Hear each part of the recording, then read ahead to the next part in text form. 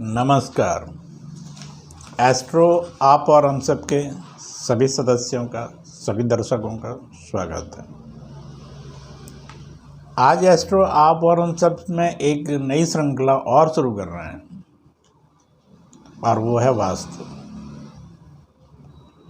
वास्तु एक बहुत बड़ा सब्जेक्ट है और इसका भी हमारे जीवन में, ऊर्जा पे, व्यवहार में, वैचारिक स्थिति में, जीवन की क्रियात्मकता में बहुत प्रभाव होता है। वास्तव में अब हम अपने घर की परिभाषा ही भूल रहे हैं और मैं वहीं से शुरू कर रहा हूँ कि घर एक जीवित प्राणी की तरह होता है। उसमें प्राण होते हैं, उसमें प्रजनन होता है, सृजन होता है, जीवनता होती है, वृद्धि होती है, दर्द होता है और विनाश भी होता है। घर की भी एक आयु होती है। वो आयु समाप्त होने के बाद फिर घर धीरे धीरे नष्ट होने लगता है। इसीलिए हमारे ऋषि मुनियों ने त्योहार बनाए, उत्सव बनाए, उत्साह बना रहे। घर के अंदर की सफाई होती रहे, उसमें नई जीवंतता होती रहे, उसमें प्राण शक्ति बनी रहे। उसकी पुरानी चीज़ें जो कि नकारात्मक ऊर्जा देने लग जाती हैं, जिनमें प्राणों का क्षरण होने लगता है, उनको हटा के उनकी जगह पे नई चीज़ें आएँ। इसीलिए दिवाली जो आती है वो शुक्र के महीने में आती है। तुला राशि होती है, तब सूर्य उसमें चलता है, तुला में होता है, स्वाति नक्षत्र होता है, उस समय पे दिवाली मनाई जाती है।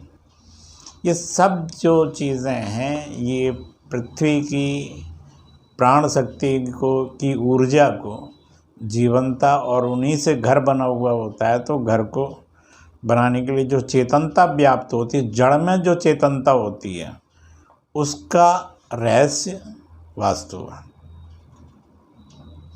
इसमें रहने वाले लोग वृद्धि और तरक्की करते हैं, उत्पन्न होते हैं, जनन होता है और फिर क्षरण होने लगता है।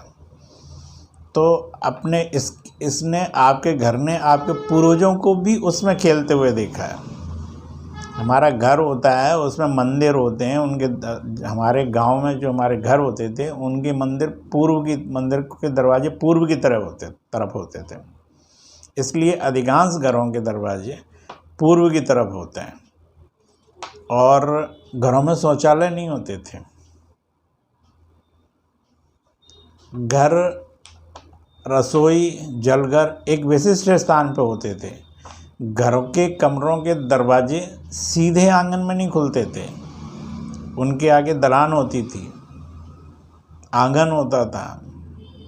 आंगन के केंद्र में जो हम तुलसी के पौधे लगाते थे या और चीज़ें बनाई जाती थी, वो पूरे शरीर का, घर के शरीर का मर्म स्थल होता था। उसको भी सुंदर रखा जाता था, सजाया जाता था।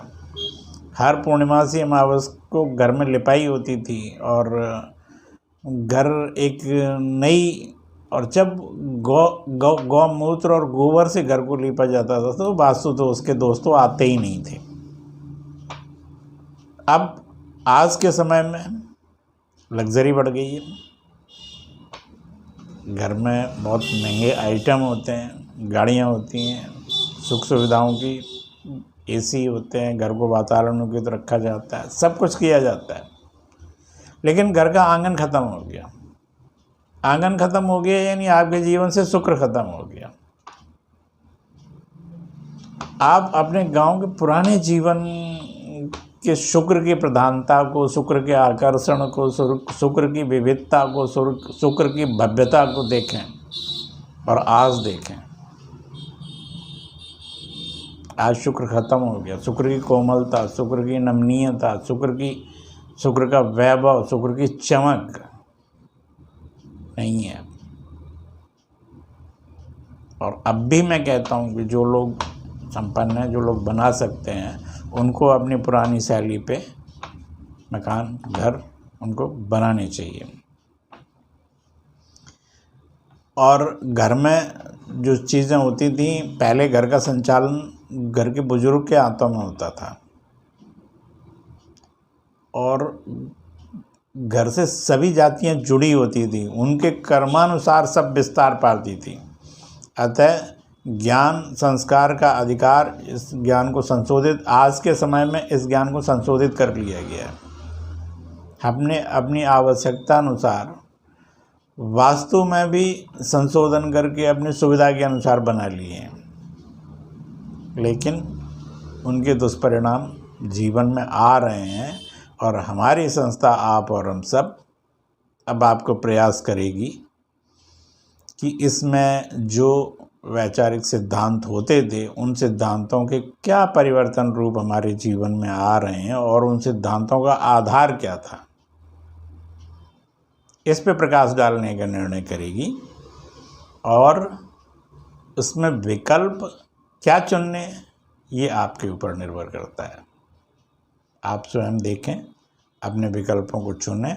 सैद्धांतिक रूप से वास्तु क्या था, प्रायोगिक रूप में वास्तु क्या हो गया है, इसे समझने के लिए हम अगले वीडियोज़ में फिर मिलते हैं।